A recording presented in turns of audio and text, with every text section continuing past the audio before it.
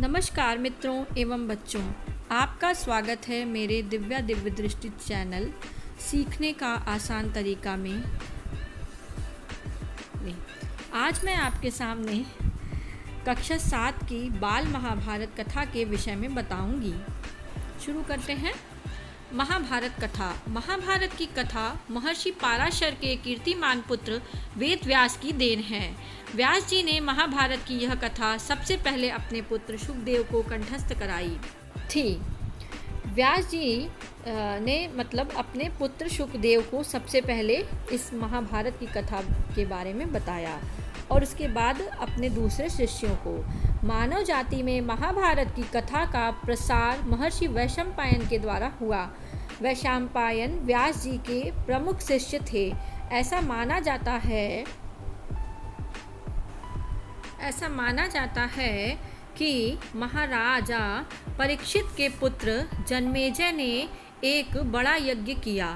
इस महायज्ञ में सुप्रसिद्ध पौराणिक सूत जी भी मौजूद थे। सूत जी ने समस्त ऋषियों की एक सभा बुलाई। महर्षि शौनक इस सभा के अध्यक्ष हुए। उन्होंने एक सभा बुलाई और सभा के जो मेन अध्यक्ष थे वो महर्षि शौनक थे। आगे देखते हैं। इस सभा में सूत जी ने ऋषियों की सभा में महाभारत की कथा प्रारंभ की कि महाराजा शांतनु के बाद उनके पुत्र चित्रांगद हस्तिनापुर की गद्दी पर बैठे। उनकी अकाल मृत्यु हो जाने पर उनके भाई विचित्रवीर्य राजा हुए। उनके दो पुत्र धृतराष्ट्र और पांडु हुए। तो हम इस तरीके से समझते हैं कि एक थे महाराजा शांतनु। शांतनु के पुत्र का नाम था चित्रांगद और शांतनु हस्तिनापुर के राजा थे। शांतनु के बाद उनके पुत्र चित्रांगद हस्तिनापुर की गद्दी पर बैठे और बीच में ही इनकी अकाल मृत्यु हो जाने के बाद उनके भाई का नाम था विचित्रवीर्य। उनको राजा का पद दिया गया, अर्थात वो राजा बने। विचित्रवीर्य के फिर दो पुत्र हुए। उनका नाम था, पहले का नाम था धृतराष्ट्र और दूसरे का नाम था पांडु। अब आगे देखते हैं। बड़े बेटे धृतराष्ट्र जन्म से ही अंधे थे। तो जो विचित्रवीर्य के बड़े बेटे थे धृतराष्ट्र, उनको जन्म से ही दिखाई नहीं देता था। इसलिए उस समय की नीति के अनुसार पांडु को गद्दी पर बैठाया गया। तो धृतराष्ट्र को राजगद्दी नहीं सौंपी गई, पांडु को राजगद्दी पर दी गई। पांडु ने कई वर्षों तक राज्य किया। उनकी दो रानियां थीं, कुंती और माद्री।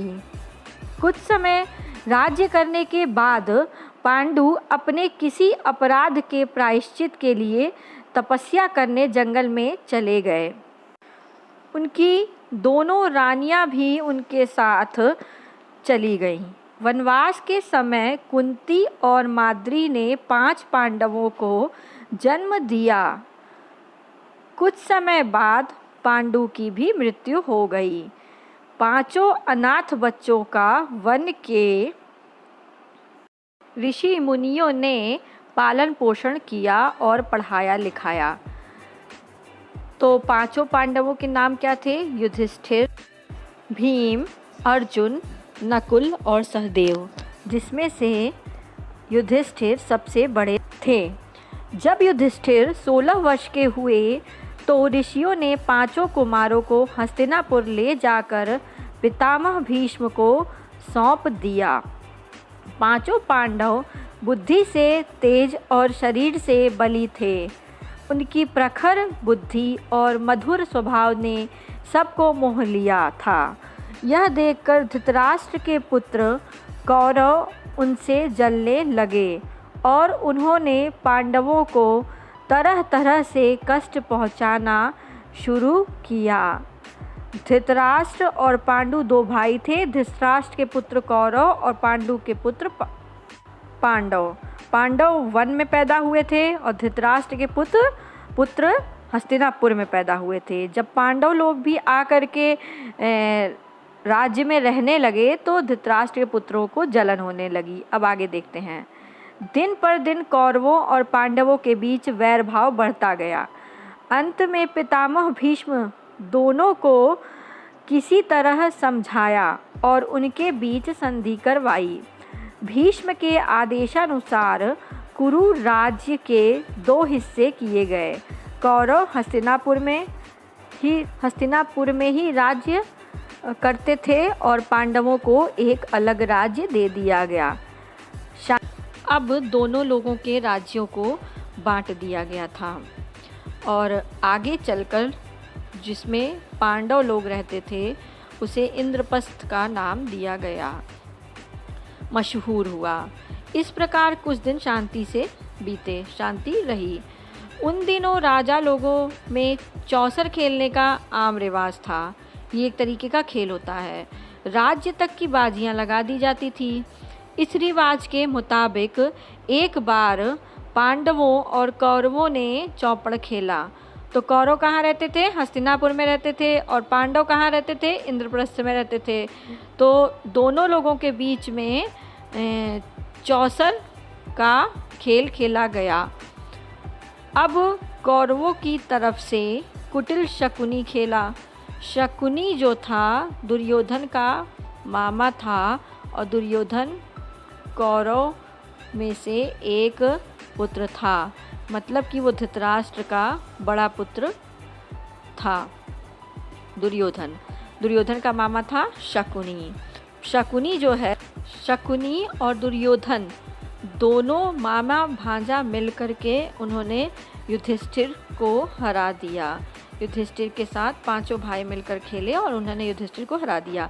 इसके फलस्वरूप पांडवों का राज्य छीन लिया गया, उनसे इंद्रप्रस्थ ले लिया गया। उन्होंने राज्य की बाजी लगा दी थी और जिसके तहत वो उसको हार गए तो उन्होंने राज्य ले लिया।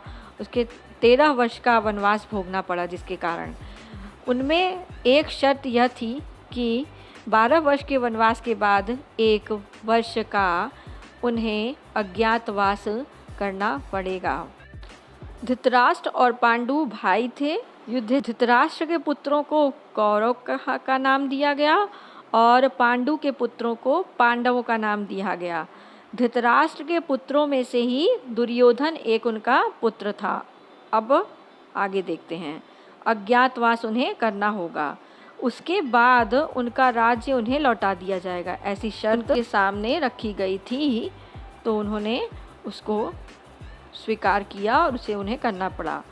द्रौपदी के साथ पांडव 12 वर्ष वनवास और 1 वर्ष अज्ञातवास में बिताकर वापस लौटे। द्रौपदी उनकी पत्नी थी। 5 पांडवों का विवाह द्रौपदी के साथ हुआ था।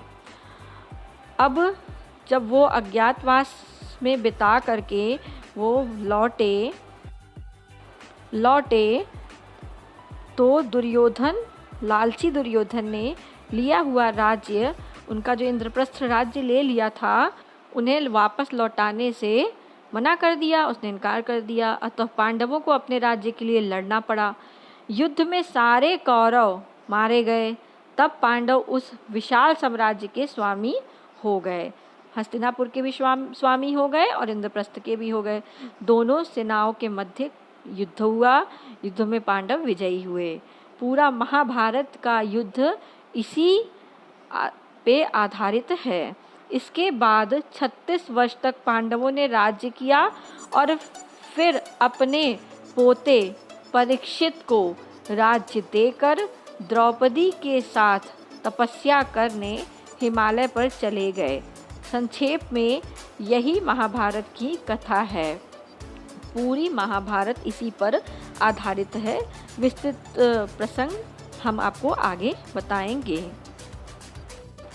अगले वीडियो में हम महाभारत के पहले पाठ के बारे में आपको बताएंगे।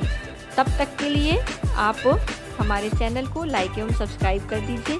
धन्यवाद मित्रों एवं बच्चों।